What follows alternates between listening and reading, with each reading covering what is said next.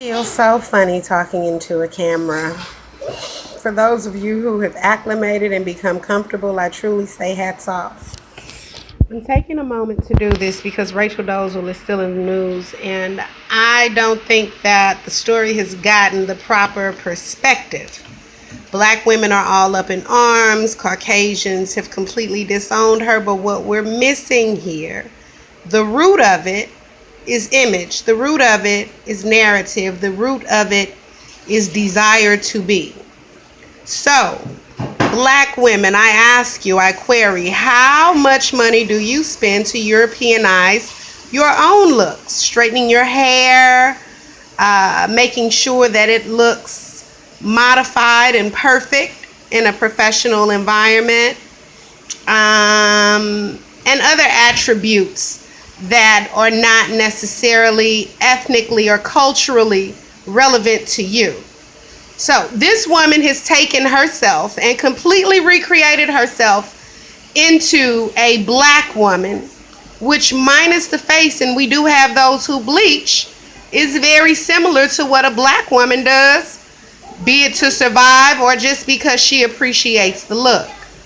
So, am I saying I agree with her? Not so much. I'm saying that there is a perspective here and an axis of power in which we could benefit, because a Caucasian woman has taken it upon herself to denounce her whiteness and to endorse, embrace, activate, and only apply that which she feels or knows is black inside of her. And with that, I'm offering you the suggestion to really own that a white woman refuses her white privilege in order to live in the manner that you were born in. She sacrificed that. The Caucasians will never receive her again. And I hope she finds a place. I truly do. I'm saying that the story in and of itself is a pivot of power. If black women can come down from the anger and truly look at the heart of all of us is Africa, and this woman has taken and done for herself what black women have done since we became free.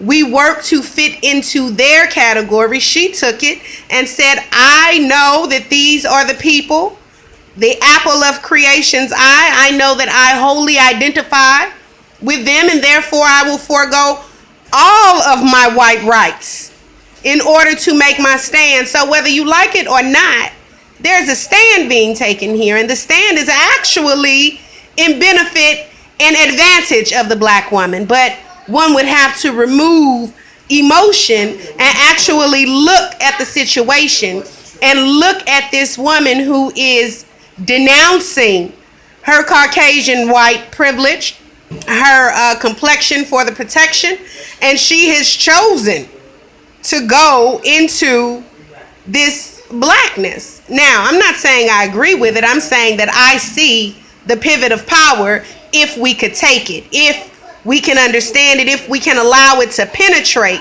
that a white woman denounced herself and her Caucasian family to become black. Now, I'm not going to go into my personal feelings about my sisters out there, but I work very hard for us and our children, and Beyonce gets a great deal more support than I do.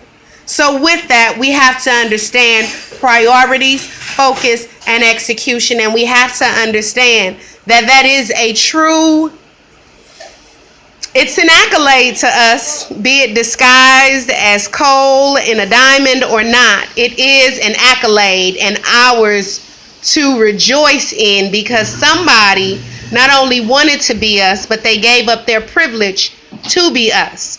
And if we can look at that in retrospect or opposition to all the changes that we go through, the pain that we subject ourselves to in order to blend in with mainstream society, it may open up a different conversation. We may get a different perspective from her if we're asking different questions.